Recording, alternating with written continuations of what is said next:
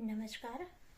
ગાયત્રી અને સાવિત્રી, આજે આપણે એના વિશે જાણીશું. આ એક જ મહાશક્તિના બે રૂપ છે. આદ્યશક્તિના બે પક્ષ છે, એક જ્ઞાન અને બીજો છે વિજ્ઞાન. જ્ઞાનમાં ચેતના, વિચારણા, માન્યતા અને આકાંક્ષાઓ રહેલી છે. એનું રહેઠાણ માણસના અંતઃકરણમાં છે. વિજ્ઞાન પ્રકૃતિ સંપત્તિના વિસ્તાર અને એનો ઈચ્છા અનુસાર ઉપયોગ કરવાની વિદ્યાને કહે છે.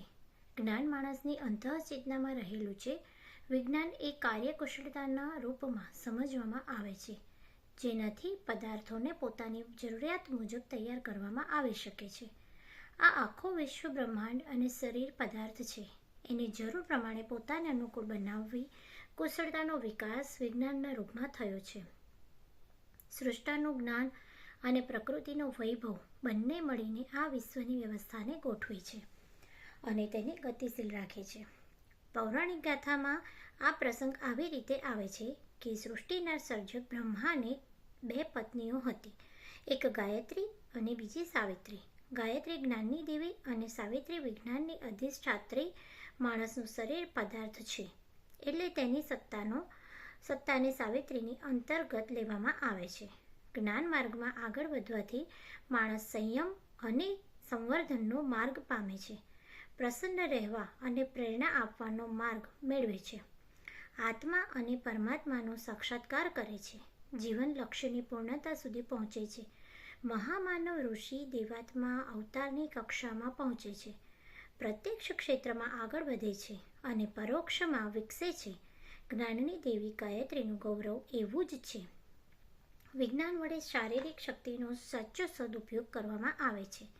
શરીરની સંરચનામાં છુપાયેલા રહસ્યમય કેન્દ્રોને પ્રસુપ્ત સ્થિતિમાંથી ઉભારીને જાગૃત સ્થિતિમાં લાવીને તેમને અસાધારણ રૂપે સશક્ત બનાવવામાં આવે છે. લોક વ્યવહારમાં કામ આવનાર અનેક કુશળતાઓમાં વિજ્ઞાન પારંગત બનાવે છે. આજે સાવિત્રીનું સ્વરૂપ અનેક કાર્યાન્વયન. ગાયત્રીની સાધનામાં આત્મશુદ્ધિ મુખ્ય પરિબળ છે. આત્મસત્તાના પર જામેલા જન્માંતરોના કુસંસ્કારોનું જનસંપર્કથી લાગતા દોષ દુર્ગુણોનું નિવારણ કરવામાં આવે છે. માનવીની ગરિમાને અનુરૂપ જે સમજણ, ઈમાનદારી, જવાબદારી અને બહાદુરીની જરૂરિયાત પડે છે તે મેળવવામાં આવે છે. બુદ્ધિમાં દૂરદર્શી વિવેકશીલતા, મહાપ્રજ્ઞાનો સમાવેશ થાય છે. આ બધી જ વિશેષતાઓને કારણે માણસ આ જ જીવનમાં દેવતા જેવી સ્થિતિ પામે છે.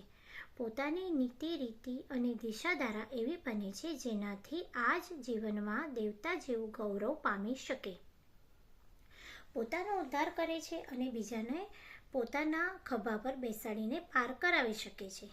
સાવિત્રી સાધનાથી શરીરમાં રહેલી અલૌકિક શક્તિઓનો પ્રસુપ્તિમાંથી બહાર કાઢીને જાગૃતિમાં લાવવામાં આવે છે અને આ જાગરણ એટલું મહત્વપૂર્ણ સાબિત થાય છે કે તેના સહારે દ્રશ્ય જગતને અનુકૂળ બનાવી શકાય. આ ઉપલબ્ધિઓને સિદ્ધિઓ કહે છે. સૌરમંડળની બધી જ શક્તિઓ સૂક્ષ્મ રૂપે પરમાણુમાં રહેલી છે. પરમાણુઓની ગતિવિધિઓ અને શક્તિઓ ટૂંકમાં તે જ હોય છે જે પરમાણુમાં જોવા મળે છે.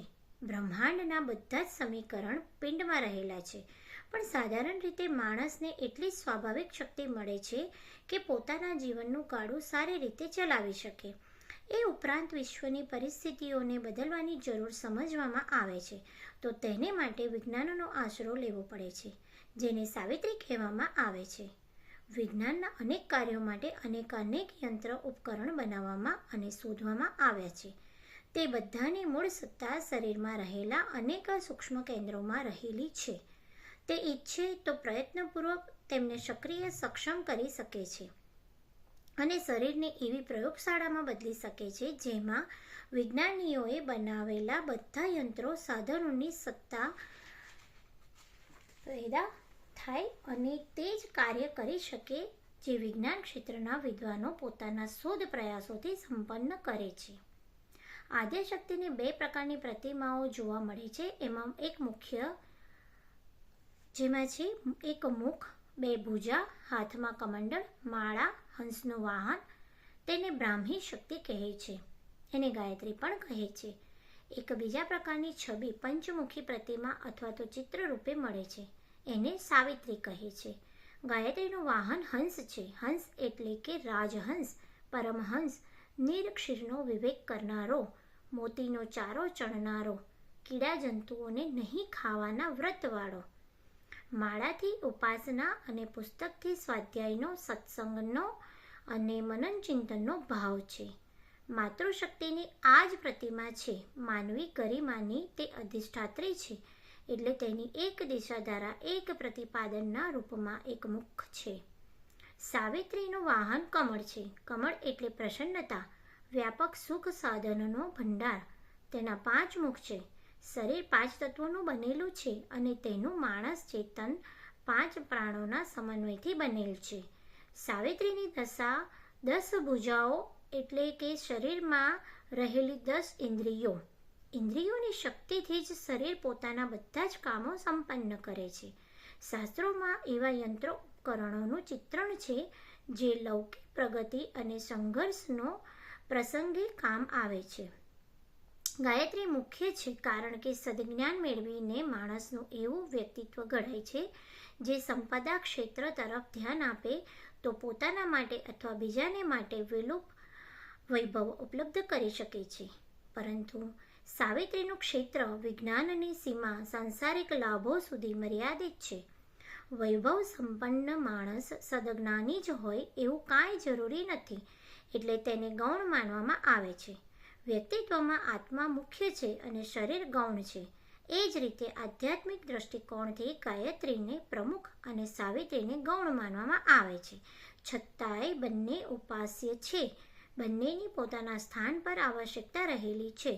એટલે સમન્વયવાદી સાધક બંનેનો પ્રયોગ કરે છે અને જરૂર મુજબ તેમની શક્તિઓને કાર્યાન્વિત કરે છે.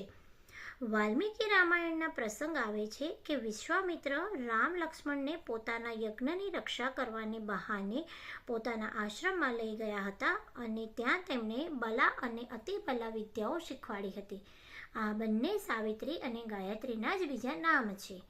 એકના માધ્યમથી તેમણે લંકામાં ભયંકર રાક્ષસોનો પરાજય કર્યો હતો અને બીજી શક્તિથી તેમણે સતયુગને ત્રેતાયુગમાં પાછો બોલાવ્યો હતો. રામરાજ્ય ધર્મરાજ્યની સતયુગી સ્થાપના કરી હતી. આમ બંને પ્રકારની વિદ્યાઓ જુદા જુદા પ્રકારના હેતુઓ માટે ઉપયોગમાં આવી અને અસામાન્ય હેતુઓ સિદ્ધ કરવામાં સફળ રહી. ગાયત્રી તથા સાવિત્રીને અલંકારિક પ્રતિપાદનમાં જ્ઞાન, ચેતના અને પદાર્થ સંપદા કહી શકાય છે. એમાં એક પરાપ્રકૃતિ છે ને બીજી અપરા.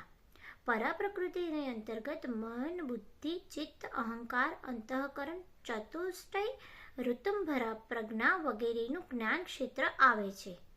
અપરા પ્રકૃતિને પદાર્થ, ચેતના, જળ પ્રકૃતિ કહેવામાં આવે છે. પદાર્થોની બધી હિલચાલો, ગતિવિધિઓ તેના પર આધાર રાખે છે. પરમાણુઓની ભ્રમણશીલતા, રસાયણોની પ્રભાવશીલતા, વીજળી, ગરમી, પ્રકાશ, ચુંબકત્વ, ઇથર વગેરે તેમાં આવે છે. પદાર્થ વિજ્ઞાન આ જ સાધનોનો ઉપયોગ કરીને અનેક શોધ કરે છે અને સગવડના સાધનો પેદા કરવામાં લાગી રહેલું છે. આ જ અપરા પ્રકૃતિને સાવિત્રી કહે છે અને આ શક્તિનું બીજું નામ કુંડલિની છે.